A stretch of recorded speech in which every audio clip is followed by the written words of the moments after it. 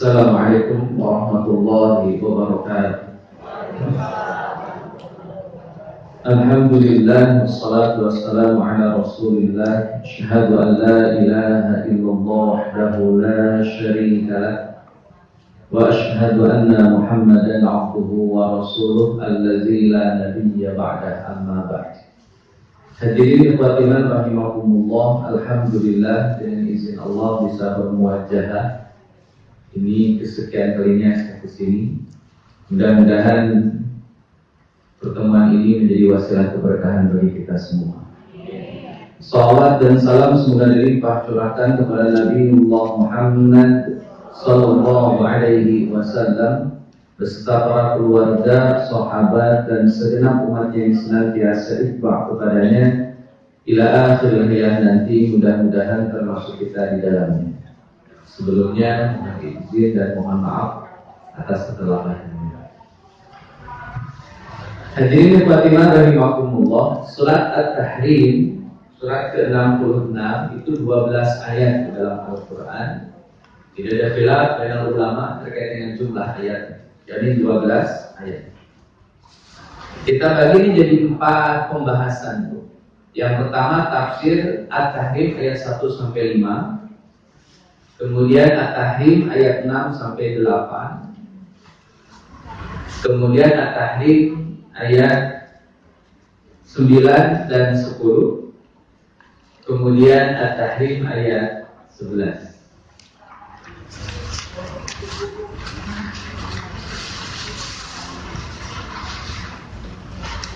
Sepuluh, 11.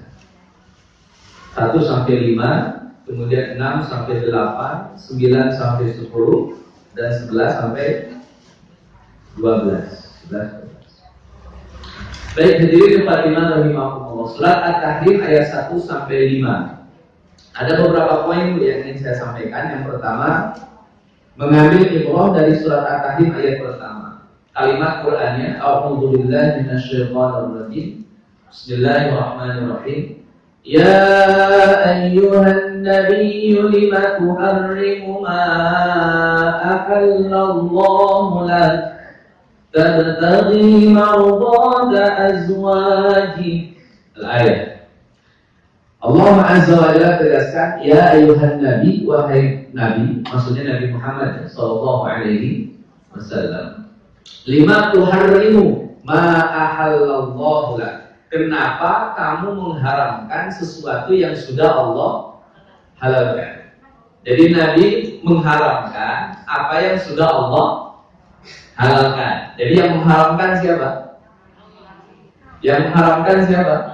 Nabi. Yang menghalalkan siapa? Allah. Mana-mana bro? Berarti Nabi sama Allah beda atau sama?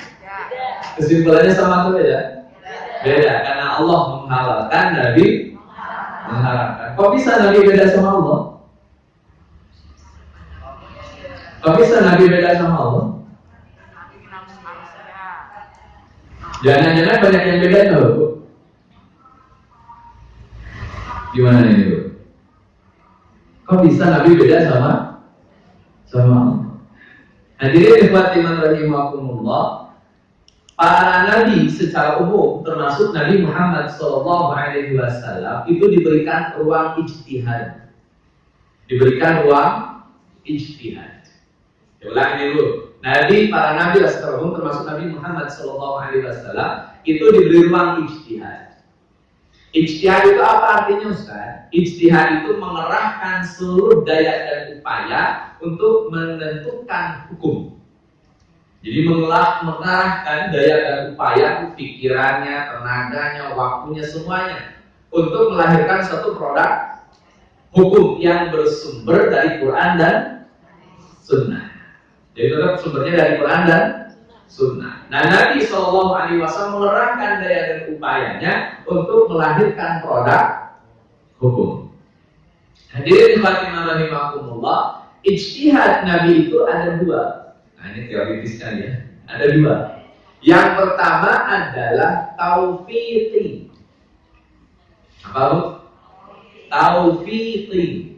Taufiq ya, dari kalimat taufiq. Taufiqi. Kalau ijtihad Nabi domainnya adalah taufiqi, dipastikan benar. Kenapa? Karena itu intervensi Allah.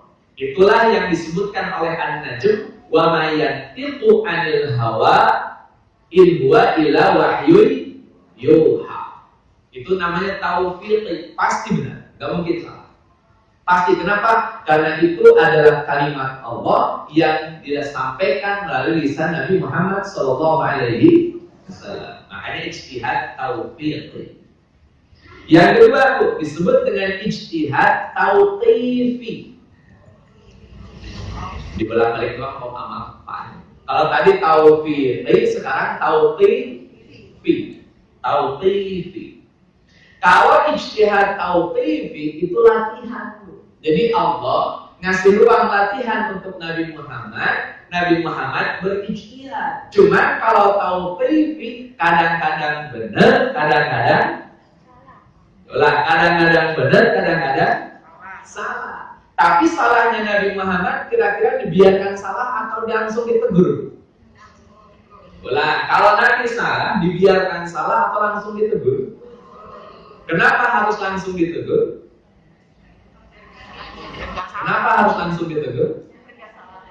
Biar salahnya tidak diikutin oleh umatnya. Maka nanti harus segera ditegur bahwa ini salah, supaya Nabi mengganti fatwanya, berubah keputusannya. Dan itu tidak merusak kemaksuman Nabi. Itu tidak merusak kemaksuman Nabi. Itu tidak merusak status kenabian Nabi, sama sekali tidak.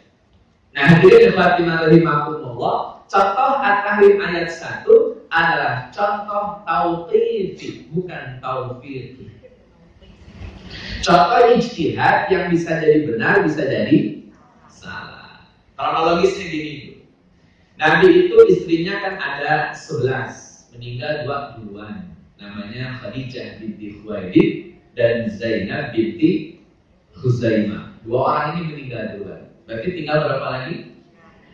Tinggal 9. Makanya istri Nabi totalnya 11. Tambahan 1 lagi Bu. Nanti Nabi punya putra dari wanita ini, tapi beliau bukan istri Nabi. Statusnya sebagai hamba sahaya. Ada yang tahu namanya siapa? Namanya siapa? Yang jadi hamba sahaya itu siapa? Maria Al-Qibtiyah. Maria orang Mesir. Qibtun itu artinya orang Mesir. 9 orang istri Nabi itu. Nabi SAW lagi gilirannya di rumah Saudah. Istri Nabi yang kedua namanya Saudah. Oleh Saudah Nabi disuguhi madu putih. Madu tapi warnanya putih. Dan Nabi paling suka yang namanya madu. Nabi minumlah madu di rumahnya Saudah. Tapi karena memang tempatnya terbuka, artinya istri-istri Nabi bisa keluar masuk. Ternyata Aisyah melihat kalau Nabi sedang minum madu.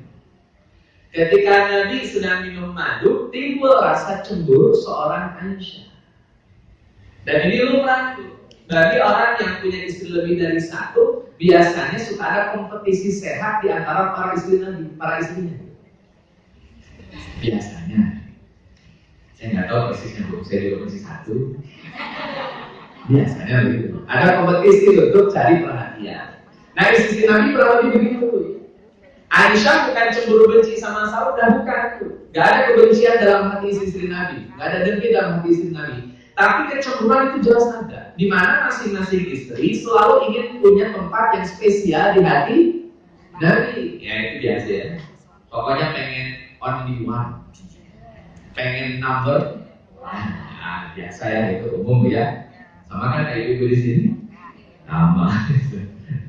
Gak ada beda. Aisyah lihat tuh Nabi sedang dikasih minum madu. Timbul rasa cemburu Aisyah, tapi gak berani diluapkan. Cuman Aisyah mau ngisengin Nabi. Cemburunya itu melahirkan aksi iseng gitu. Saya isengin Nabi ini, berkata Aisyah.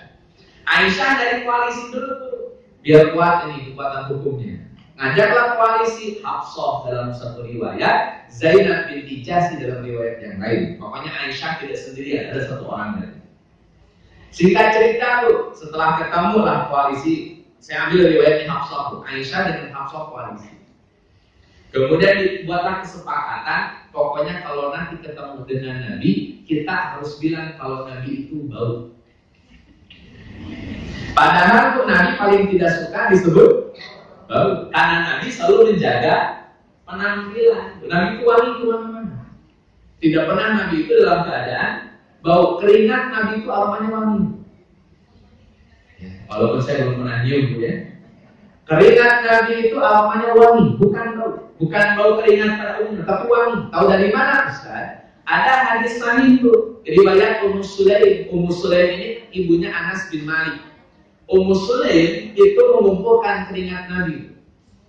Nabi lagi tidur siang, kena panas matahari, keringetan. Oleh Ummu Sulaim ditampung keringat itu, tetes ke botol. Bangunlah Nabi Sallallahu Alaihi Wasallam, ada botol tempat keringat beliau ditampung. Beliau nanya sama Ummu Sulaim apa ini? Kata Ummu Sulaim, ini keringatmu ya Rasul. Untuk apa? Kata Nabi, untuk saya campurkan dengan minyak wangi yang akan digunakan untuk anak-anak saya. Kata Nabi, buat apa kamu lakukan seperti itu? Narju barokatana lisibiyatina. Kami mengharapkan keberkahan bagi anak-anak kami. Maka kata Nabi, sodaqti, itu benar. Tapi itu keringat Nabi dulu. Ya. Kalau diingat keringat, jangan sama sama keringat saya. Beda lagi ceritanya itu. Gak usah pakai minyak wangi, minyak tanah dia. Hadirin khairan rahimakumullah, itulah yang masalah pokoknya Nabi. Maka keringat Nabi itu wangi. Ini kata Aisyah, Nabi disebut bau. Tentu Nabi tidak nyaman dengan kalimat tersebut. Singkat cerita, Bu Nabi ketemu Aisyah, kata Aisyah, ya Rasulullah, ini ajidu min karihan. Saya mencium aroma yang gak enak Rasul. Nabi masih biasa Bu, kadang komentar baru Aisyah, bisa jadi yang salah Aisyah, yang nanti ibunya bermasalah. Ketemu lagi dengan Hafsah, kata Hafsah, ya Rasulullah, ini ajidu min karihan. Saya mencium aroma yang gak enak Rasul dari antum. Dua orang itu sudah valid ini verifikasi datanya. Maka Nabi langsung berpikir tuh, kemungkinan di dalam hati Nabi, asumsi Nabi, kemungkinan aroma bau yang dihasilkan, yang dicium oleh Aisyah dan Hafsah adalah gara-gara minum madu. Karena Nabi kepikirannya ke situ, maka kata Nabi, la ashribuhu abadan. Mulai hari ini saya tidak akan pernah minum madu selama-lamanya. Itu kalimat keluar dulu. Karena yang bilang adalah Nabi, bukan saya. Yang bilang Nabi. Nabi itu kan komisi fatwa. Nabi itu mufti itu. Kalau Nabi sudah bilang saya tidak akan minum selamanya, itu mengandung hukum kalau madu berubah jadi hukumnya. Kecuali kalau yang ngomong orang lain itu. Itulah yang persoalan. Tapi Nabi, karena orang bicara berdasarkan latar belakangnya. Karena latar belakang Nabi adalah seorang Rasul tentunya, maka ucapan Nabi jadi hukum. Kalau Nabi bilang la ashribu abada, saya tidak akan minum madu selama-lamanya, titik, tidak ada lanjutannya. Bahaya itu bisa dihukum. Kalau Nabi berhenti pada kalimat itu dan Allah tidak negur, maka sampai hari ini bisa jadi hukum madu. Bisa minum madu. Bahaya ya. Maka Allah langsung tegur. Kenapa? Karena Nabi spontanitas. Nabi tauqifi, Nabi berijtihad dengan spontan, dan ijtihad Nabi keliru. Kenapa? Allah telah menghalalkan madu. Allah tidak menghendaki madu berubah hukumnya jadi haram. Maka turunlah At-Tahrim ayat 1. Ya ayyuhan nabi lima tuharrimu ma ahallallahu lak. Nabi, kenapa engkau haramkan apa yang sudah Allah halalkan? Halal diharamkan, dosa bu? Halal diharamkan, dosa tidak? Dosa. Haram dihalalkan, dosa tidak? Jadi sama-sama hati-hati itu. Jangan mudah menghalalkan apa yang Allah haramkan, jangan mudah mengharamkan apa yang Allah. Hukumnya sama itu, dosa. Saya ulang, hukumnya sama dengan dosa. Haram dihalalkan, dosa. Khamr dihalalkan, dosa. Zina dihalalkan, dosa. Halal diharamkan, dosa. Maka kalau tidak tahu, mending jawab tidak tahu. Ibu, ini hukumnya apa ya? Itu hati-hati Bu. Bisa jadi kalau kita mengharamkan yang dihalalkan atau menghalalkan yang diharamkan, berat itu hisabnya. Kalau memang nggak tahu, bilang aja nggak tahu saya. Selesai. Hati-hati. Kalau ada khilaf bagaimana di kalangan para ulama? Kata ulama A halal, kata ulama B haram. Kan ada tuh perdebatannya. Contoh kepiting, halal haram. Kepiting Bu, halal haram. Ada yang bilang haram, ada yang bilang halal. Ah, yang haram apa Bu? Kepiting. Jadi ada hukumnya antara halal atau haram. Ada yang mengharamkan, ada yang menghalalkan. Itu khilaf dengan ulama. Khilaf. Nama khilaf itu perbedaan pendapat di kalangan para ulama. Jadi nggak usah dibikin saklek kalau memang ternyata ada perbedaan pendapat. Tapi kalau khamr, kalau zina jelas saklek tuh, tidak ada pendapat para ulama yang berbeda. Sampai hari ini nggak ada ulama Ustaz khamr itu halal kalau dikit, nggak ada. Ustaz zina juga halal kalau dikit, nggak ada. Zina apa dikit-dikit. Tapi kalau hukum yang lain yang masih diperdebatkan, dia akan diperdebatkan di kalangan para ulama. Ibu pilih yang haram monggo, ibu pilih yang halal ya silah. Yang penting punya argumentasi. Contoh yang lain Bu, kodok halal haram. Halal haram. Saya baca fikih Bu, ternyata kodok itu haram bukan dimakan. Haramnya jangan dibunuh. Jadi haram dibunuh. Ibu kalau mau makan kodok boleh, asal hidup-hidup. Ya. Keluarin hidup-hidup. Ya. Ya itu dia masalahnya.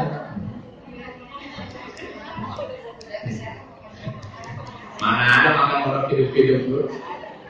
Kan orang makan hidup keluar hidup. Dikira makan kangkung Bu. Makan genjer kan mungkin belajar gitu. Makan genjer keluar genjer. Lanjut.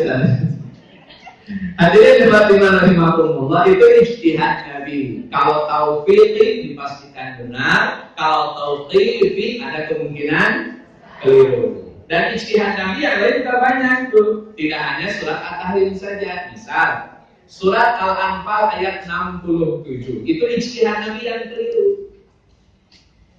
Surat Al-Anfal surat ke-8 ayat 67. Di situ dijelaskan ketika Nabi punya tawanan perang pasca perang Badar. Nabi punya tawanan perang. Turun ayat karena memang tidak boleh punya tawanan perang. Kata Allah Azza wa Jalla, "Maka lin nabiyyi ayyakuna lahu asra." Tidak pantas seorang nabi punya tawanan perang. Ditegur dulu sama Allah, salah ke Nabi. Al-Anfal ayat 60. Satu lagi Bu, surat At-Taubah surat ke-9 ayat 80 sampai 84. Surat ke-9 ayat 80 sampai 84. Tentang apa kekeliruan Nabi ketika Nabi mensolatkan tokoh munafik yang bernama Abdullah bin Ubay bin Salul. Allah tidak setuju Nabi mensolatkan Abdullah bin Ubay bin Salul. Maka turun ayat, wala tusalli ala ahadin minhum mata abada. Tidak boleh kamu wahai Muhammad sekali-kali mensolatkan orang munafik selamanya. Maka hukum mensolatkan orang munafik tidak boleh berdasarkan At-Taubah ayat 84. Itu keturunan karena Nabi mensolatkan Abdullah bin Ubay bin Salul, maka ditegur oleh Allah. Itu beberapa ijtihad Nabi yang dikoreksi oleh Allah Azza wa Jalla. Saya lanjut masih At-Tahrim ayat 1 sampai 5. Di ayat keduanya dan ayat ketiga, wa in asal nabiyyu ila ba'di azwaji hadisan. Jadi kalau Nabi ngasih tahu rahasia, Nabi ngasih tahu rahasia kepada sebagian istri-istri Nabi, maka rahasia itu jangan dibocorkan, jangan ember. Ini larangan, jangan sampai membocorkan rahasia suami. Rahasia yang dimaksud apa, Bu? Yang tahu? Nabi Shallallahu Alaihi Wasallam menyediakan kamar bagi tiap-tiap istrinya. Kamarnya Aisyah, kamarnya Hafsah, kamarnya Saudah. Masing-masing punya kamar. Suatu hari, ini mohon maaf ya, Nabi Shallallahu Alaihi Wasallam mengajak ibadah Maria Al-Qibtiyah di kamarnya Hafsah. Selagi Hafsahnya sedang tidak,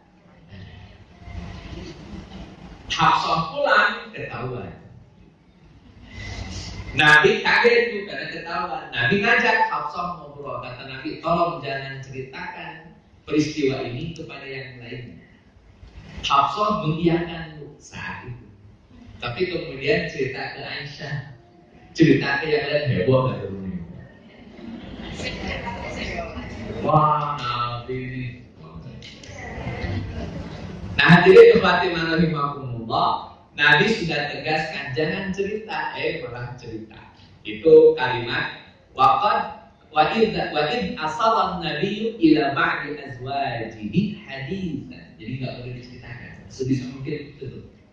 Termasuk juga rahasia suami kita nanti. Kalau punya rahasia, entah itu kekurangan atau apapun itu, tolong jangan diceritakan kepada siapapun. Itu konsumsi pribadi.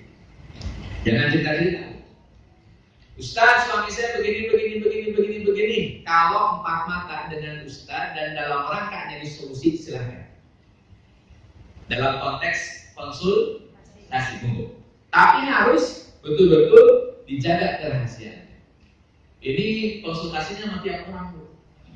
Tetangga mana diajak konsultasi, tetangga kiri ada konsultasi, sampai ujung gang, Bu, konsultasi lagi. Akhirnya satu kampung. Nah, ini masalah ini.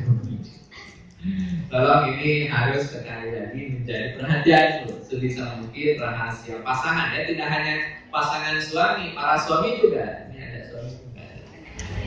Para suami juga harus menjaga rahasia istri. Karena kalimat Al-Baqarah 187 ditegaskan hunna libasul lakum wa antum libasul lahunna.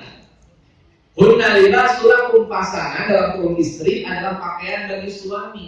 Wa antum, dan para suami pakaian bagi para istri. Fungsi pakaian menutupi kekurangan, menutupi aib, menutupi aurat, menutupi sesuatu yang bikin malu kalau kelihatan. Kan aurat itu kalau kelihatan malu. Maka kita menutupi itu dengan pakaian. Istri pakaian bagi suami, suami pakaian bagi istrinya. Tutup serapat mungkin kekurangan pasangan. Allah melaknat jika ada seorang pasangan menceritakan aib pasangannya setelah aktivitas semalaman, terus diceritakan kepada orang-orang aibnya, maka Allah melaknat orang itu. Jadi hati-hati betul. Kalau memang ada kekurangan, sampaikan saja kepada yang bersangkutan. Bisa nggak di-upgrade? Kalau bisa, alhamdulillah. Kalau tidak, ya sabarlah. Ya gimana lagi kalau nggak bisa di-upgrade? Ya sabarlah, masa apa lagi? Ya, sabar saja dulu. Mudah-mudahan ada solusinya.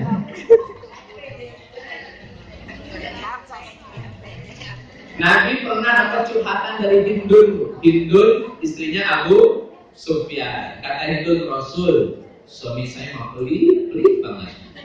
Susah banget kalau ngasih resiko dapur. Pokoknya pelitnya kagak nahan dah. Kata Hindun kepada Nabi Sallallahu Alaihi Wasallam. Akhirnya kata Hindun, Rasul, boleh nggak kalau saya ngambil uang suami tanpa izin suami, tapi dikit? Kata Nabi, boleh, tapi sekedarnya, hanya untuk memenuhi resiko dapur. Itu ketika suaminya sangat pelit. Misalkan gini, pelit itu belanja harian itu 100.000, ngasih cuma 50.000, kan kurang gitu.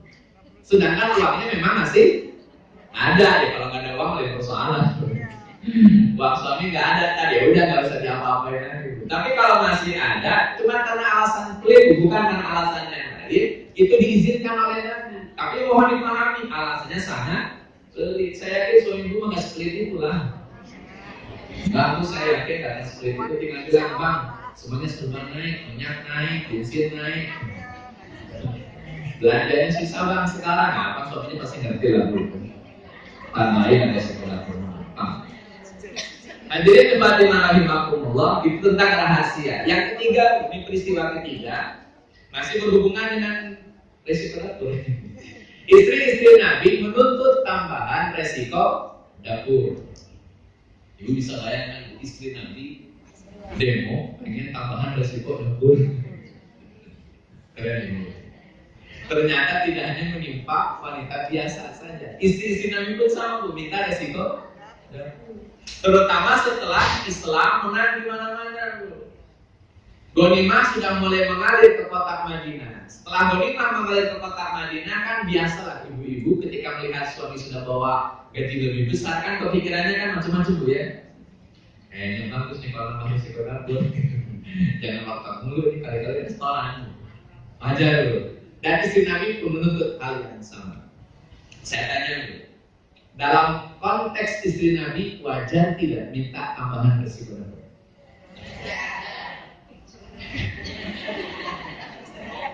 Kayaknya suara hati dulu.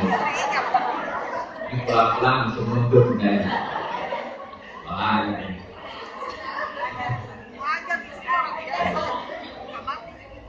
Ganti pertanyaannya bu, kalau ibu-ibu minta tambahan resiko dapur, ibu-ibu nih minta tambahan resiko dapur dengan kondisi serba naik, boleh tidak atau wajar tidak ibu-ibu tambahan punya minta tambahan resiko dapur? Lagi ke Nabi bu, wajar tidak istri Nabi minta tambahan resiko dapur? Sama wajar. Ibu nanti bilang wajar karena nyari kebenaran bu ya. Biar ada rujukan gitu. Si Nabi aja nyari tambahan resiko dapur pak. Saya jawab dulu ya. Istri Nabi tidak wajar minta tambahan resiko dapur. Kalau ibu wajar. Tapi istri Nabi nggak boleh bu. Makanya kalau ibu wajar silakan. Ibu mau bebas monggo gitu silakan saja. Tapi yang penting memang betul-betul memang butuh resiko dapur ditambah. Dan lihat kondisi suaminya lebih dahulu. Jangan maksa juga dia nanti bisa terasa daripada. Ya. Poinnya adalah istri Nabi tidak boleh minta tambahan resiko dapur. Dan itu mengganggu perasaan Nabi. Selama beberapa bulan Nabi tidak menyentuh para istri Nabi. Tidak disentuh sama Nabi. Gara-gara minta tambahan resiko dapur. Kenapa Ustaz istri Nabi kok tidak wajar minta tambahan resiko dapur? Nabi, format hidup Nabi adalah sederhana. Sangat sederhana itu pola kehidupan Nabi. Jadi Nabi tidak punya catatan sejarah harus kaya itu enggak ada. Ada orang yang menggadang-gadang Nabi kan Ustaz orang kaya dulu sebelum pemboikotan Nabi oleh orang-orang Mekah. Setelah pemboikotan kota Mekah, Nabi jatuh miskin semiskin-miskin. Setelah itu nggak ada lagi kekayaan bagi Nabi. Nabi bisa kaya tidak usah bisa. Terus kenapa Nabi tidak kaya-kaya? Nabi memilih miskin. Saya ulang lagi, Nabi memilih miskin. Maka Nabi bilang ke Aisyah, kalau aku mau gunung Uhud jadi emas. Kalau saya mau gunung Uhud tuh ya, gunungnya nggak cuma satu, itu gunungan Uhud. Kalau saya minta kepada Allah tolong jadikan gunung Uhud jadi emas gunung Uhud. Kalau saya mau. Terus kenapa Nabi nggak minta gunung Uhud jadi emas? Karena Nabi tidak mau. Kenapa Nabi tidak mau? Kenapa Nabi milih miskin? Ibu bisa bayangkan gini. Kalau Nabi kita ini Nabi Muhammad orang kaya, kemana-mana pakai pengawal, bajunya mewah-mewah. Kira-kira ngikutin sunnah Nabi-nya gampang atau susah? Nabi itu Ustaz kemana-mana pakai Supra, perhiasan emas, kendaraannya mewah. Kita susah untuk ngikutin sunnah Nabi. Kenapa Nabi pilih miskin? Supaya tidak ada alasan umat Muhammad untuk tidak mengikuti sunnah Nabi. Semiskin apa Bapak Ibu semua? Kalau kemudian masih susah ngikutin sunnah Nabi, mau kasih ukuran miskin mana? Silakan. Tidak ada orang yang lebih miskin dari Nabi. Rumahnya cuma panjang 5 meter, lebarnya 3 meter, tingginya 2,5 meter. Miskin Bu Nabi. Tidak punya perabotan mewah, tidak punya kulkas zaman Nabi Bu. Itulah. Pakai AC kan. Nabi itu hidup sederhana sekali Bu, Masya Allah. Sampai Nabi bingung Bu ketika Ain atau ketika Fatimah sama Ali nikah. Nabi bingung mau ditaruh di mana itu Fatimah sama Ali. Karena nggak mungkin satu rumah dengan Nabi. Karena ada Ali sebagai bukan mahornya bagi istri Nabi yang lain. Nggak mungkin satu rumah. Terus bagaimana Fatimah dengan Ali ditinggal? Nabi bingung Bu. Jadi di Fatimah rahimahumullah, seluruh rumah Nabi itu hadiah, bukan hasil kerja keras Nabi. Dalam arti bukan hasil pekerjaan Nabi. Itu hasil hadiah. Seorang sahabat namanya Haris bin Nadhr, itu orang Ansar yang ngasih hadiah rumah kepada Nabi Sallallahu Alaihi Wasallam. Tiap Nabi menikah, beliau ngasih rumah. Jadi miskin. Kenapa kamu memilih miskin? Supaya tidak ada alasan umat Nabi Muhammad untuk tidak mengikuti sunnah Nabi Sallallahu Alaihi Wasallam. Semiskin apapun orang kita hari ini, pasti bisa ngikutin sunnah Nabi. Pasti. Pakaian pasti bisa ngikutin sunnah Nabi. Pakaian Nabi gak banyak Bu, pakaian istri Nabi juga gak banyak. Lemarinya Aisyah itu isinya kosong Bu. Kalau kita kan tiap hari ada Bu seragamnya. Seragam Senin, Selasa, Rabu, Kamis, Jumat. Alhamdulillah kita masih alhamdulillah. Kita aja masih minta nambah Bu. Istri Nabi gak punya pakaian seragam itu. Ini boleh cek dari hadisnya, ada istri Nabi pakai seragam. Hadirin Fatimah rahimahumullah, itu peristiwa yang ketiga. Karena Nabi tidak mau istri-istrinya minta tambahan resiko dapur, Nabi gelisah. Ini kelihatan dari wajah Nabi Sallallahu Alaihi Wasallam. Satu sisi Nabi bukan tidak bisa memberikan harta, Nabi bisa saja, tapi ini akan merusak tatanan nilai yang Nabi buat. Bahwa skema istri Nabi, skema Nabi memang harus miskin. Kalau ini kemudian Nabi kasih, jadi rusak nanti tatanan nilai ini. Nabi agak sedikit galau di situ. Sampai datang Umar bin Khattab radhiyallahu anhu, kata Umar, ada apa dengan Rasul? Ceritalah Nabi kepada Umar. Maka Umar langsung marah, termasuk Hafsah di dalamnya. Apalagi anak antum itu paling kencang. Akhirnya Umar mendatangi Hafsah dan ditampar oleh Umar bin Khattab radhiyallahu anhu. Wajar dia ditampar karena anaknya sendiri. Sampai kata Umar radhiyallahu anhu, kata Umar awalnya adalah kata Umar, asa rabbuhu in talaqakunna ayyubdilahu azwajan khairan minkunna. Kata Umar bin Khattab, kalau Allah mau kalian akan diceraikan dan diganti dengan wanita yang lebih baik. Itu kalimat Umar awalnya. At-Tahrim ayat 5 akhirnya oleh Allah Azza wa Jalla itu digunakan sebagai kalimat di surat At-Tahrim ayat ke-5. Awalnya kalimat Umar itu. Makanya Umar dipuji oleh Nabi Sallallahu Alaihi Wasallam. Di lisan Umar itu ada kebenaran. Jadi ucapan Umar itu ilham itu kuat. Jadi kan kalau Umar kan bukan Nabi, jadi gak dapat wahyu. Yang dapat adalah ilham. Ilham betul-betul kuat sekali itu. Sampai kata Nabi, kalau ada kandidat Nabi sesudah saya, dan memang ada misalkan Nabi sesudah saya, maka kandidat yang paling besar kemungkinannya adalah Umar. Karena selalu hampir diakomodir oleh firman Allah Azza wa Jalla. Ini ketulusan Umar, kejujuran Umar, sampai ilhamnya kuat sekali. Maka ketika Umar bilang, kalau Allah mau kalian dicerai, kalian diganti dengan wanita yang lebih baik, sampai dijelaskan betapa ciri-cirinya kan oleh Umar bin Khattab radhiyallahu anhu, dari mulai muslimat, mukminat, qanitat, taibat dan seterusnya. Itu disebutkan oleh Umar bin Khattab radhiyallahu anhu, dan dari kalimat Allah dalam surat Al-Tahrim ayat ke-5. Hadirin Fatimah rahimahumullah, itu kesimpulan At-Tahrim ayat 1 sampai 5. 3 peristiwa, 1 Nabi minum madu, 2 Nabi memberikan rahasia kepada Hafsah, yang ketiga di sisi Nabi menuntut tambahan resiko dapur. Sebagai finishing touch-nya nih Bu. Bagaimana terus kita Ustaz, boleh nggak kemudian kita minta tambahan resiko dapur? Tolong sekali lagi lihat keadaan pasangan kita. Kalau memang memungkinkan silakan, dan komunikasi dengan cara yang baik-baik. Kita buka prolog dulu, Pak, minyak sekarang mahal loh Pak. Ya. Itu harga-harga yang lain juga naik Pak. Mulai. Sedangkan masakan kita makin nambah lah, itu baru mulai silakan. Tapi kalau ternyata tidak memungkinkan, jangan dipaksakan. Bersabar terlebih dahulu, mudah-mudahan Allah berikan kebaikan di dalamnya.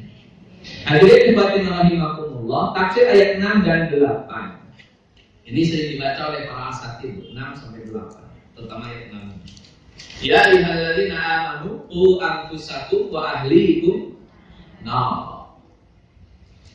Saya baca tafsir Ibnu Katsir, di situ dijelaskan makna qu anfusakum wa ahlikum nar. Kata Imam Ibnu Katsir, kalimatnya adalah adibu wa alimu. Didiklah dan ajarkanlah.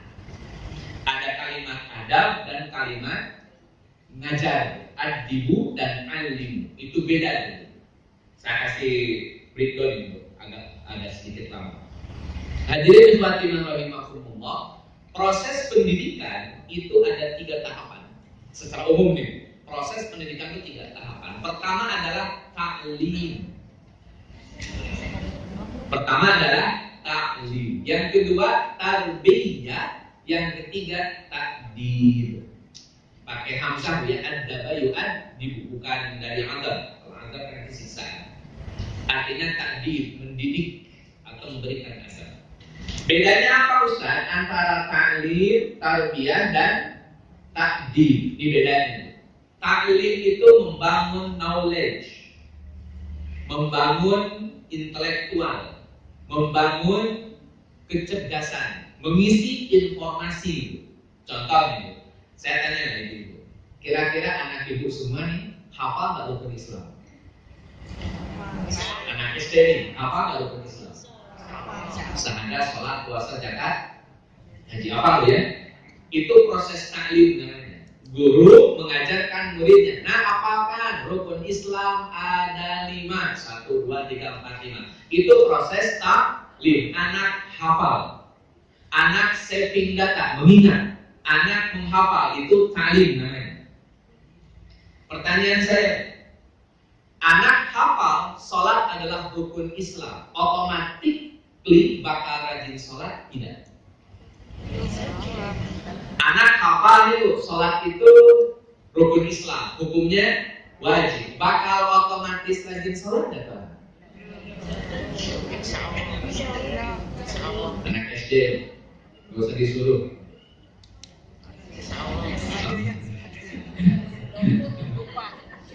Anak sudah hafal itu, gak usah disuruh-suruh lagi, bakal langsung rajin sholat nggak itu? Atau harus disuruh lagi?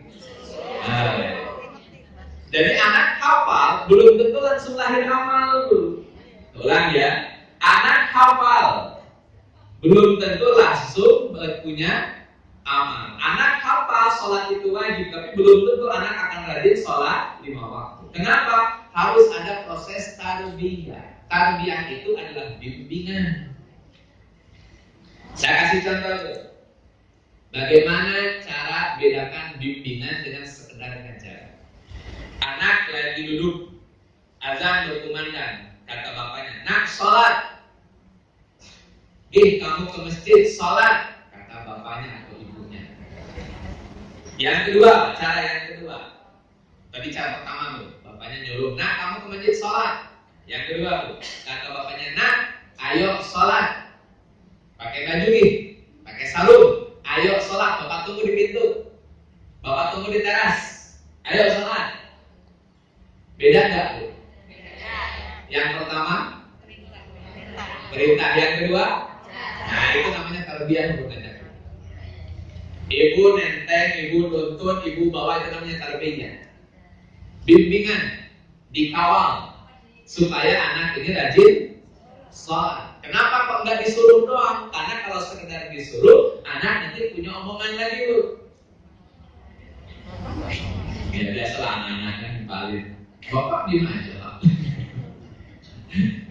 Iya nanti Bapak juga ke WC. Tapi anak ngomong dulu. Tapi kalau nak ayah sholat, Bapak tunggu di teras. Anak nggak bisa ngapa-ngapain dulu. Apalagi sambil disoterin di sarungnya, di pecinya. Ayo pakai, kita berangkat sholat ini. Mumpung masih azan. Belum keburu komat, itu udah keburu komat repotin nanti. Nah itu namanya ngebimbing, binaan. Dan Nabi sering melakukan itu. Maka nanti dalam kaitan hadis, Nabi akan kita temukan beberapa kali itu gendong anak kecil ketika sholat. Jangan bayangkan Nabi gak punya kerjaan, Bu, anak kecil kok digendong-gendong lagi sholat. Nabi sedang memberikan tarbiyah kepada anak-anaknya, kepada cucu-cucunya. Karena anaknya sudah dewasa, tinggal cucunya. Makanya contohnya Bu Umamah. putri dari Zainab binti Rasulullah SAW dari suami Abil As. Itu digendong oleh Nabi ketika sholat. Nabi jadi imam sholat sambil gendong Umamah. Ada dalam hadis sebelum Umamah. Kalau Nabi ruku disimpan, Nabi sujud disimpan, Nabi berdiri digendong Nabi. Dan itu sah. Imam sambil gendong anak sah. Yang nggak boleh itu imam sambil gendong istri. Bahaya itu. Nanti penistaan agama nanti masuk pasal itu. Kalau gendong anak boleh itu. Yang penting kan tetap tidak terganggu khusyuknya. Contoh yang lain itu, Nabi pernah sujud, Hasan Husain bercanda. Namanya anak-anak kan suka bercanda tuh. Ibu kalau lihat anak-anak gak suka bercanda tuh bukan anak-anak dulu. Nah kalau ada orang tua masih bercanda juga. Ada orang tua selalu masih bercanda juga itu. Anak-anak tuh memang dunia main tuh. Jadi kalau anak main lagi sholat memang begitulah karakter anak. Jadi mau dimarahin kayak gimana juga tetap anak sukanya main. Jangan sampai gara-gara dimarahin anak malah jadi bosan atau nggak mau pergi ke masjid. Jadi bahaya itu. Silakan kedua, tapi cara negurnya bagus. Jangan sampai anak jadi mundur ke masjid. Hasan Husain itu di dalam sejarah nih, masya Allah. Dalam hadis dijelaskan, Nabi sujudnya lama sujudnya. Sahabat nggak ada yang berani ngangkat kepala karena Nabi belum takbir. Semua sahabat sujud, nggak ada yang ngangkat kepalanya. Tapi ada satu sahabat yang iseng tuh. Kenapa saya bilang iseng? Ini lama banget ini kenapa? Beliau ngangkat kepalanya tuh. Sujud lagi. Gak bilang tuh cuma dalam hatinya beliau ternyata ada Hasan sama Husain lagi duduk di punggung Nabi sujud, Hasan Husain duduk di atasnya, diangkat kuda-kudaan kali. Ibu bisa bayangkan imam sholat, punggungnya didudukin sama cucunya Hasan dan Husain kan beda setahun doang. Sahabat tuh semua kagak ada yang berani ngangkat kepala, ngikut lama sujudnya Nabi. Walaupun sujudnya Nabi yang lama itu bukan karena bacaan panjang tuh, karena ada Hasan dan satu orang lihat, ada Hasan sujud lagi. Selesai sholat, ada sahabat tanya, Rasul kenapa kok tadi sujud lama banget? Ini lama banget tuh karena sampai sahabat aja ngangkat kepala, saking lamanya. Jadi jangan bayangkan cuma beberapa menit lama. Akhirnya kata Nabi, tadi di punggung saya ada Hasan dan Husain. Saya biarkan mereka puas di punggung saya. Ketika mereka sudah selesai itu, baru saya angkat kepala saya. Artinya beliau lepas dari sujudnya. Sampai nunggu cucunya betah bosan dulu di punggungnya Nabi. Kalau udah bosan, ini lihat Nabi. Tarbiyah Nabi sampai segitunya. Maka Hasan dan Husain tidak punya traumatik dengan masjid dan tidak punya traumatik dengan sholat. Karena Nabi tidak pernah marahin Hasan Husain gara-gara mengganggu Nabi sedang. Jangan buat anak trauma dengan sholat. Kalau mau negur silakan, tapi ada caranya, ada adabnya, ada aturan mainnya. Jangan sampai gara-gara semangat negur akhirnya anak jadi mutu. Sholat menyisakan traumatik dalam pikiran anak itu panjang urusan itu. Nabi mau sampai dia, jadi Nabi jadi imam lagi, kan mengganggu yang lain gitu. Dia sesampai Hasan Husain selesai, baru Nabi angkat Allahu Akbar. Kata sahabat, kenapa kok sujud lama betul? Ternyata ada Hasan dan Husain. Itu proses tarbiyah. Nabi aktifkan, Nabi ajak putra putrinya, cucu-cucunya untuk sholat. Ini cara Nabi Sallallahu Alaihi Wasallam. Bahkan Nabi memastikan seluruh sahabat untuk sholat malam. Makanya Nabi punya aktivitas sepertiga malam yang akhir kadang-kadang jalan-jalan. Tentu Nabi sudah sholat tuh nih. Sepertiga malam yang akhir Nabi jalan-jalan, ngecek rumah-rumah sahabat. Lewat rumah Abu Bakar, sholatnya Abu Bakar suaranya pelan, nyaris tidak terdengar. Kata Nabi, kencengin suaranya wahai Abu Bakar. Abu Bakar kencengin suaranya tuh. Nabi jalannya. Lewat rumah Umar, wah suaranya kenceng banget tuh. Sampai tetangganya denger deh. Kata Nabi, pelanin Umar, pelanin kencengan ini. Umar pelanin suaranya. Lewat rumah Ali sepi bu. Bisik-bisik nggak ada, kenceng nggak ada. Mana? Karena ini putranya sendiri ya, yang Fatimah kan putranya. Nabi pengen masuk aja tanpa minta izin. Ternyata dia lagi tidur. Fatimah, Ali lagi tidur. Nabi duduk di atas ranjang di antara Fatimah dengan Ali. Kata Nabi, bangun, sholat, kapan sholat? Padahal udah nikah, masih digituin sama Nabi. Bangun. Kata Ali, ini jawaban Ali kan orangnya humble, bukan humble. Ali itu orangnya itu easy going gitu, pikirnya itu praktis saja. Orangnya cerdas dan pikirnya itu sederhana, praktis saja. Kata Ali, Rasul, kalau Allah takdirkan bangun, kita bangun.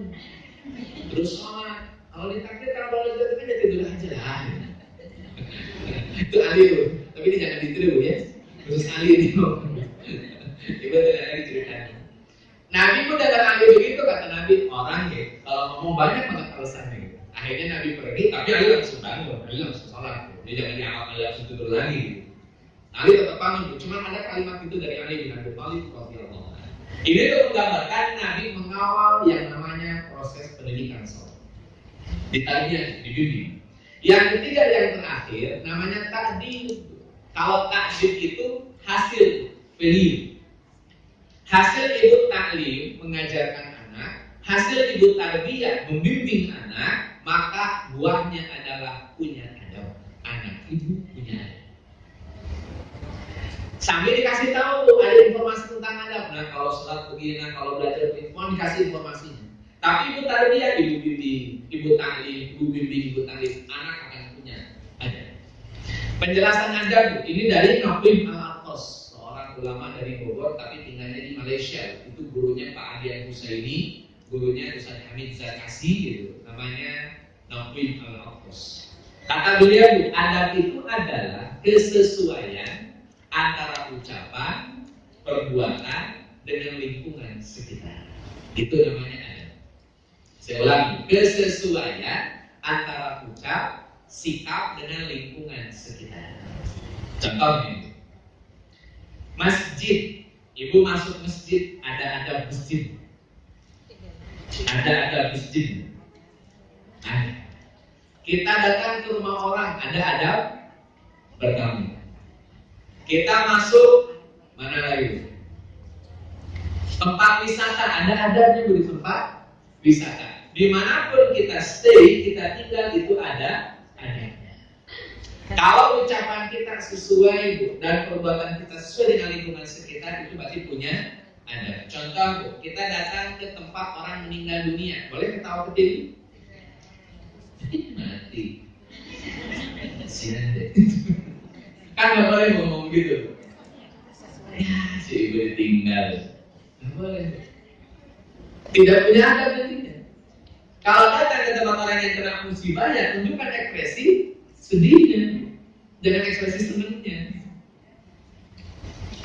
Ketika orang bahagia, tampakkan wajah bahagia. Nah, itu namanya adab. Adab itu menyesuaikan ucapan, perbuatan dengan lingkungan sekitar. Maka anak tuh kalau diajarkan di tarbiyah, masuk masjid dia punya adab. Tinggal di mana pun dia akan punya adab. Allah. Hadirin Fatimah rahimahullah, saya lanjutkan sebagai penutup ini. Allah Azza wa Jalla menggambarkan bahwa ketika orang kemudian tidak mampu memberikan pendidikan kepada keluarganya, maka ada peluang untuk masuk neraka. Ketika Allah pendidikan, wa'mur ahlaka bis-shalah wastabir 'alaiha. Dalam surat Thaha ayat berapa? Wa'mur ahlaka bis-sholati wastabir 'alaiha. Nah, hadirin Fatimah rahimahumullah, peluangnya kalau itu tidak terlaksana ada ancaman masuk neraka. Di situ dijelaskan di neraka itu ada malaikatun ghiladun syidadun la ya'sunallaha ma amarahum. Malaikat yang bengis dan kejam. Ini warning dari Allah, hati-hati ya, ajarin ya, kalau nggak diajarin neraka nih gitu. Allah. Selanjutnya di ayat ke-8-nya Allah Azza wa Jalla mengingatkan pentingnya taubatan nasuha.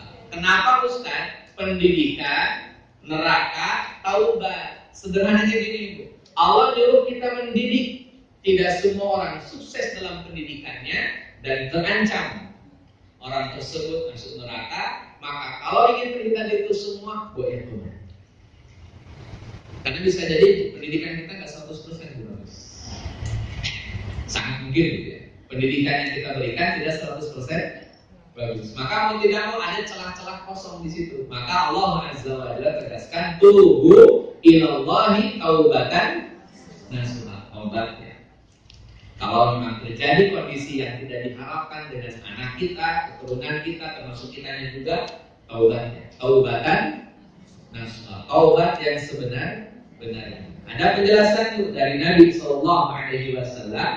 Taubatan nasuha itu adalah buan nadam, penyesalan ala dzambi atas suatu dosa. Jadi orang yang taubatan nasuha berawal dari rasa menyesal.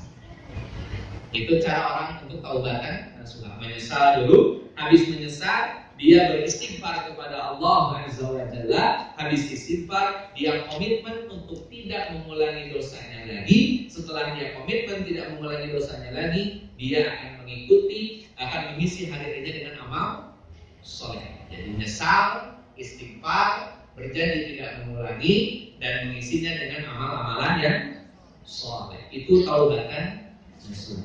Jadi kalau ibu ingin disebut taubatan nasuha, nyesal dulu, istighfar, berjanji tidak mengulangi, setelah itu mengisi hari-hari dengan amal-amalan yang soleh. Itu namanya taubatan nasuha. Ustaz, kalau nggak begitu gimana? Ya berarti taubatnya belum nasuha. Allah. Keuntungan taubatan nasuha di ayat ke-8 ini dijelaskan sangat detail oleh Allah ya. Yang pertama, diampuni segala dosa. Kalimat Qur'annya yukaffiru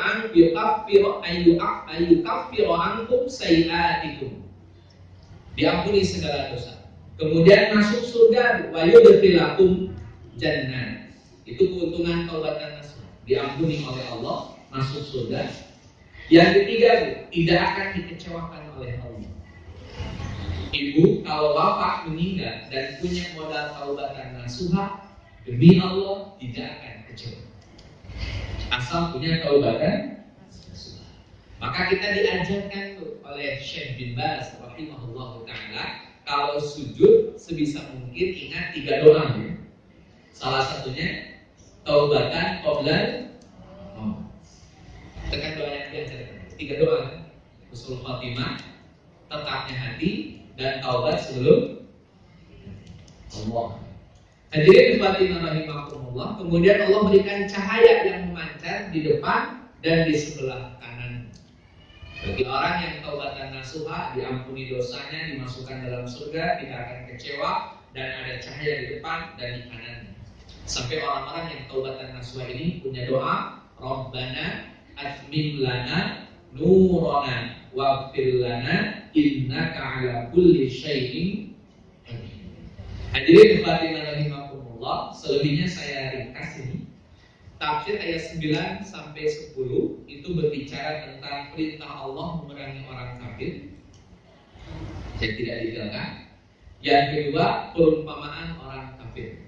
Di antaranya istrinya para nabi. Yang pertama istrinya Nabi Nuh, yang kedua istrinya Nabi Lut alaihi wassalam. Keduanya berkhianat. Yang dimaksud berkhianat bukan selingkuh ya. Istri-istri Nabi tidak ada yang selingkuh. Karena itu menjadi ketentuan istri-istri Nabi. Istri-istri Nabi tidak ada yang selingkuh, tidak ada yang berzina. Semuanya baik dalam konteks itu. Tapi kenapa disebut berkhianat dalam surat At-Tahrim? Pengkhianatan di sini menolak keimanan. Jadi mereka tidak beriman. Itu pengkhianatan. Bukan aktivitas maksiat yang tadi disebutkan. Jadi fokusnya pada menolak iman. Itu pengkhianatan dua istrinya Nabi Nuh dan juga Nabi Lut alaihissalam. Ayat 11 dan ayat 12 pembandingnya, kalau tadi ada dua wanita masuk neraka, padahal berada di lingkungan yang sangat kondusif, berada di lingkungan yang sangat baik, berada di lingkungan yang seharusnya dia menjadi muslimah yang taat dan baik. Tapi ternyata lingkungan tidak menentukan kepribadian seseorang. Itu faktanya. Lingkungan baik tidak menentukan kepribadian dan kualitas iman seseorang. Itu faktanya. Padahal kurang apa? Suaminya Nabi, bukan orang lain. Suaminya Nabi, tapi tidak memberikan apa-apa sama sekali kepada dua wanita yang disebutkan. istrinya Nabi Nuh dan istrinya Nabi Lut alaihissalam. Perumpamaan yang kedua justru tampil di tengah kondisi masyarakat yang luar biasa rusak. Maryam itu lahir di tengah masyarakat Bani Israel yang sudah mulai hancur. Tapi Maryam tampil sebagai wanita yang solehah yang luar biasa. Apalagi Asiyah, istri dari Fir'aun, namanya Asiyah binti Muzahim. Ini lebih parah lagi. Lingkungannya lingkungan durjana semua. Fir'aun kan jelas musuhnya Nabi Musa alaihissalam, jelas posisinya sebagai orang yang sangat jahat. Istrinya Fir'aun baik. Saya tanya begini sebagai penutup. Istrinya Fir'aun yang bernama Asiyah dibunuh tidak oleh Fir'aun? Dibunuh tidak? Dibunuh tidak sama Fir'aun atau tetap jadi istrinya Fir'aun? Ini biar tidak salah paham tuh, karena masih beberapa cerita yang sering saya dengar, konon katanya ya tidak diapa-apain oleh Fir'aun. Informasinya apa? Tetap menikah, bersuamikan diri, dan melayani diri. Ternyata cerita itu tidak tepat. Silakan ibu buka dalam tafsir Ibnu Katsirnya surat At-Tahrim ayat 11 dan 12. Di situ dijelaskan istrinya Fir'aun ini setelah ketahuan dia beriman itu ditangkap, kemudian diikat dan dijemur. Kata Fir'aun kepada pengawalnya, bawa batu yang besar. Tanya lagi dia, kalau jawabannya masih beriman kepada Tuhannya, lemparkan batu besar itu ke badannya. Tapi kalau dia menjawab Tuhannya adalah Fir'aun, berarti dia tetap sebagai istri saya. Singkat cerita, aku ditanya sama pengawal dan jawabannya masih Allah. Setelah mengucapkan kalimat Allah, kemudian tersenyum karena melihat rumah di surga. Jadi sebelum meninggal beliau melihat balasan Allah nanti di surga. Beliau meninggal saat itu, maka batu ditempatkan ke badan beliau oleh pengawal. Tapi sudah meninggal beliau. Dia sudah meninggal itu baru dilempar pakai. Dan si pengawal yang melempar nggak tahu kalau dia sudah meninggal. Keimanan Asiyah yang sampai mereka jawab. Jadi tak lama lagi setelah Asiyah menyatakan keimanannya, tidak selang lama ketahuan bahwa langsung dibunuh. Jadi bukan berarti Asiyah sabar dengan kedurjanaan Fir'aun, enggak, justru dibunuh oleh Fir'aun. Itu berdasarkan surat Ibnu Katsir dalam menjelaskan tafsir surat At-Tahrim ayat 11 dan 12. Nah, hadirin Fatimah rahimakumullah, keislaman Asiyah ini ada sebabnya. Sebabnya dari mana? Fir'aun punya bendahara. Bendahara ini punya istri. Kita sering disebut dengan Masitoh ya. Padahal namanya bukan Masitoh. Masitoh itu adalah tukang sisir. Karena bahasa Arabnya sisir adalah mistoh. Orangnya disebut Masitoh. Kita pakai itu nama dari jadi nama ibu-ibu kita nih. Anak perempuan jadi Siti Masitoh. Sebetulnya Masitoh itu tukang sisir, bukan nama, dia tukang. Nama predikat kayak dokter, perawat. Itu nama Masitoh sebetulnya. Tapi ya sudah, kalau udah punya nama Masitoh nggak usah dirubah. Panggil. Jadi bendahara Fir'aun ini istrinya sedang nyisirin anaknya Fir'aun. Ketika sisir ini terjatuh, kemudian kata Masitoh ini, kata yang nyisir ini, atas nama Allah yang menolak seluruh Tuhan-Tuhan selain Allah. Kemudian anaknya Fir'aun nanya, adakah Tuhan yang lain selain Bapakku? Gitu. Maka kata yang disirin ini, Tuhanmu, Tuhanku, Tuhan Bapakmu itu Allah. Jadi nggak ada Tuhan yang namanya Fir'aun. Maka beliau ditangkap oleh Fir'aun, kemudian diikat, kemudian diberikan ujian oleh Fir'aun. Kata Fir'aun, mau tetap menyatakan Allah sebagai Tuhan atau aku sebagai Tuhan? Kata Fir'aun. Kata perempuan ini, istri bendahara Fir'aun, tetap Allah sebagai Tuhan.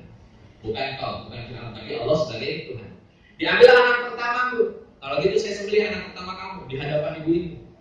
Anaknya disembelih, mereka mewah. Ketika ruh anak ini keluar, ruh ini menyampaikan pesan kepada ibunya. Wahai ibunda, Allah telah menyediakan pahala yang besar bagimu. Istiqomah. Bilang ke guru. Kemudian ditanya lagi oleh Fir'aun, gimana? Mau nggak masih tetap beriman kepada Tuhanmu atau kepadaku? Masih beriman kepada Allah. Panggil anak kedua, disembelih lagi. Dan ruh yang anak kedua pun sama, menyampaikan pesan kepada ibunya. Nah, ketika ruh yang kedua ini menyampaikan pesan kepada ibunya, Asia dengar, gak tahu bagaimana Allah takdirkan, Asia mendengar ucapan anak kedua yang disebut bahwa ibunya mendapatkan pahala di sisi Allah. Sejak saat itu Asia masuk Islam. Itu menurut Imam Ibnu Katsir di dalam tafsir Ibnu Katsirnya. Allah. Baik hadirin Fatimah rahimakumullah, itu ibrah dari surat At-Tahrim ayat 1 sampai 12. Tentu banyak hikmah, banyak pelajaran bagi kita semua. Mudah-mudahan Allah Azza wa Jalla menjadikan pribadi-pribadi kita seperti dua wanita yang terakhir disebutkan dalam surat At-Tahrim. Kalau bukan Maryam, ya Asia binti Muzahim. Sampai kata Nabi, ada wanita-wanita penghulu surga yang tidak akan bisa dijangkau oleh siapapun. Khadijah binti Khuwailid, Fatimah binti Rasulillah, Maryam binti Imran, dan Asia binti Muzahim. 4 wanita ini wanita penghulu surga. Allah. Baik, jazakallahu khairan katsiran wa barakallahu fiik atas setiap ilmu yang Ustaz sampaikan untuk kami. Semoga menambah bekal kami dalam taat kepada Allah dan berbakti kepada suami dan keluarga. Dari pemaparan Ustaz dapat disampaikan bahwa kita harus bisa menjaga diri dan keluarga dari siksa api neraka. Dan kalau memang kita melakukan kesalahan, kita harus bertaubat nasuha agar dapat memasuki surga yang telah Allah janjikan. Selanjutnya kami mohon Ustaz berkenan untuk menyampaikan doa dan muhasabah untuk kami semua. Untuk itu, kepada ibu-ibu, kita sejenak masukkan hati kita tundukkan kepala kita. Ustaz akan membawakan doa dan muhasabah kepada yang Hadirin Fatimah rahimakumullah, saya bantu pimpin doa. Mudah-mudahan hari ini Allah mendengar doa kita, menjawab doa kita, dan tentunya harapannya Allah Azza wa Jalla menjadikan kita hamba yang terbaik di dunia akhirat. Kita awali dengan surat Al-Fatihah.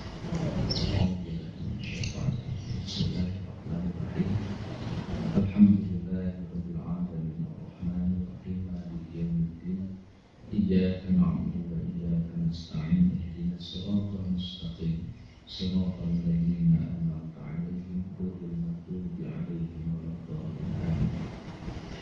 Allahumma shalli 'ala Muhammad wa 'ala ali Muhammad kama shallaita 'ala ali Ibrahim wa barik 'ala Muhammad wa 'ala ali Muhammad kama barakta 'ala ali Ibrahim fil 'alamin innaka Hamidum Majid.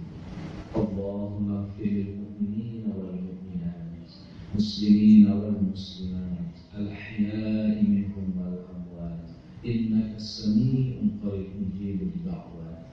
Rabbana la tuzigh qulubana ba'da idh hadaytana wa hab lana min ladunka rahmah innaka antal wahhab.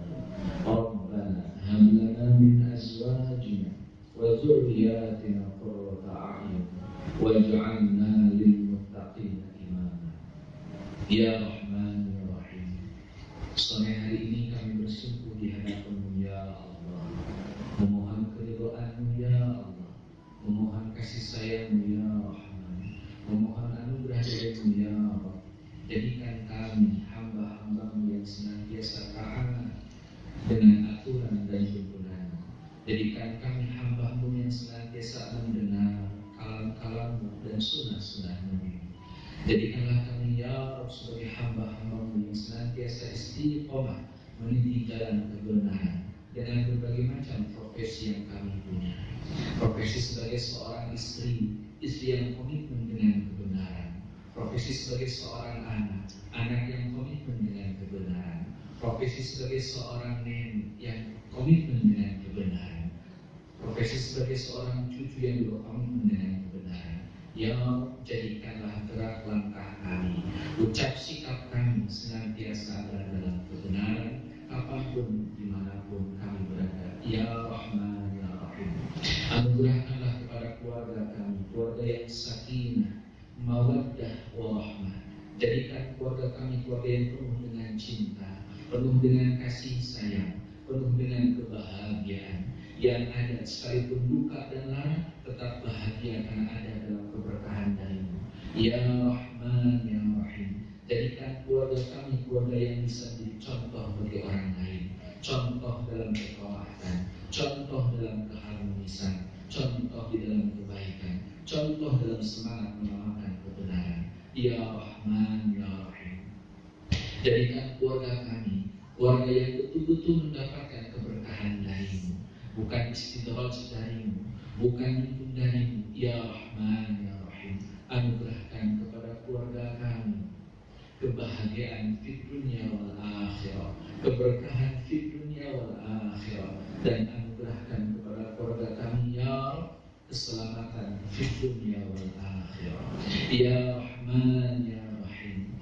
Jadikan pasangan kami pasangan yang mampu membawa kami menuju surga-Mu, pasangan yang senantiasa berpartner, senantiasa bermitra dengan kami dalam kebaikan, dalam ketaatan, dalam kebenaran.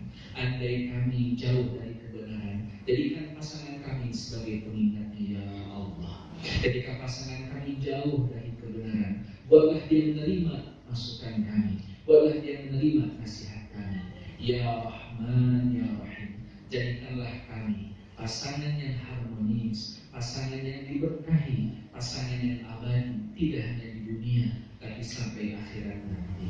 Ya Rahman, Ya Rahim. Jadikan putra putri kami menjadi anak yang saleh dan salehah. Anugerahkan kepada mereka ilmu tentang agama ya Rahman. Apapun profesi mereka, apapun pekerjaan mereka, apapun yang mereka lakukan, jangan sampai mereka hilang dari nilai-nilai agama Islam. Ya Rahman, Ya Rahim. Bimbing mereka ya Allah. Tangan kami terbatas, jangkauan kami terbatas, pengetahuan kami terbatas. Kami berikan ini amanah kepada-Mu kembali ya Allah. Bimbing mereka, arahkan mereka kepada ketaatan dan kebaikan. Ya Rabb, Ya Rahman, Ya Rahim. Jadikanlah putra putri kami sebagai penyejuk mata, sebagai pelipur lara. Jadikanlah mereka menjadi investasi kami di yaumil akhir nanti, investasi jangka panjang ya Rahman, Ya Rahim. Jadikanlah apapun cita-cita mereka mudah terkabul, apapun yang mereka inginkan, apapun yang jadi harapan mereka, selama ada dalam ketaatan, selama ada dalam kebenaran, berikan kepada mereka pengabulan doanya ya Rabb. Ya Rahman, Ya Rahim. Jadikanlah lingkungan masyarakat kami sebagai lingkungan yang harmonis, baldatun thayyibatun warqun ghafur, lingkungan yang senantiasa tergerak dalam kebaikan, lingkungan yang senantiasa tergerak dalam ketaatan, lingkungan yang sangat anti dengan kemaksiatan, lingkungan yang sangat jengah dengan kemaksiatan. Ya Rabb, Ya Rahman, Ya Rahim. Jadikan lingkungan yang Islami sebagaimana lingkungan para sahabat dahulu, sebagaimana lingkungan yang di sekitar Nabi SAW, lingkungan yang penuh dengan kebaikan, yang penuh dengan keberkahan. Ya Rahman, Ya Rahim. Kami memohon kepada-Mu ya Allah, di saat kami berpuasa, janji Muhammad SAW Rasulmu, orang yang berdoa saat mereka sedang berpuasa pasti diijabahnya. Ya Rabb, kami yakin akan ucapan Nabi kami yakin akan janjimu yang benar, kami yakin doa-doa kami hari ini Engkau ijabah. Ya Rahman, Ya Rahim. Dengarkan suara hati kami, dengarkan doa-doa kami, dengarkan harapan-harapan kami ya Rahman, Ya Rahim. Kabulkan doa kami ya Rabb, kabulkan harapan-harapan kami ya Rahman, kabulkan seluruh cita-cita kami ya Rabb. Apapun yang tersampaikan oleh lisan kami yang terbatas, kabulkan ya Rahman. Apapun yang terlintas dalam hati kami, kabulkan ya Rabb. Apapun yang kami fikirkan selalu itu dalam kebaikan, kabulkan ya Rabb. Engkau berjanji, uji da'wat da'i idza da'an. Engkau tegaskan, Engkau akan kabulkan doa-doa siapapun yang berdoa. Engkau pun perintahkan kami hamba-hamba-Mu, ud'uuni astajib lakum. Kini kami bersimpuh berdoa di hadapan-Mu ya Allah. Kami minta Engkau kabulkan janji, kabulkan doa-doa kami, kabulkan harapan-harapan kami. Ya Rahman, Ya Rahim. Entah berapa dosa yang sudah kami kerjakan, Ya Rabb. Entah berapa kesalahan yang sudah kami lakukan, Ya Rahman. Barangkali doa-doa kami terhalang oleh dosa-dosa kami. Ya, ampuni kekhilafan kami, ampuni dosa-dosa kami. Jika gara-gara dosa ini doa kami terhambat, jika gara-gara dosa ini doa kami terputus, jika gara-gara dosa ini doa kami tidak terijabah, ampuni dosa ini, Ya Rabbi ighfir lana Ya Rahman, Rabbi ighfir lana Ya Ghaffar, Rabbi ighfir lana. Ampuni kami, Ya Rabb. Ampuni kesalahan kami, ampuni dosa-dosa kami, ampuni dosa lisan kami yang kadang menyakiti perasaan orang lain, ampuni perbuatan kami yang kadang menyinggung perasaan orang lain. Ya Rahman, Ya Rahim. Ampuni segala kelalaian kami dalam mengerjakan ketaatan kepada-Mu. Ya Rahman, Ya Rahim. Ampuni dosa dan khilaf kami. Biarkan kami kembali ke hariban tanpa membuat dosa sedikit. Ya Rahman, Ya Rahim. Izinkan kami kembali ke hariban-Mu tanpa membawa dosa sedikit pun. Ya Rahman, Ya Rahim. Izinkan kami kembali ke hariban-Mu tanpa membawa dosa sedikit pun. Ya Rahman, Ya Rahim. Izinkan kami kembali ke hariban tanpa membawa dosa sedikit pun. Ya Rahman. Izinkan kami wafat dalam keadaan husnul khatimah. Izinkan kami mendapatkan keringanan dalam sakaratul maut. Izinkan kami menjadi hamba-Mu yang terbaik di dunia wal akhirah. Rabbana taqabbal minna innaka antas samiul alim. Rabbana taqabbal minna innaka antas samiul alim. Rabbana taqabbal minna innaka antas samiul alim. Rabbana atina fid dunya hasanah wa fil akhirati hasanah wa qina adzaban nar. Subhana rabbika rabbil izzati amma yasifun. Salamun 'alal mursalin. Walhamdulillahi rabbil alamin.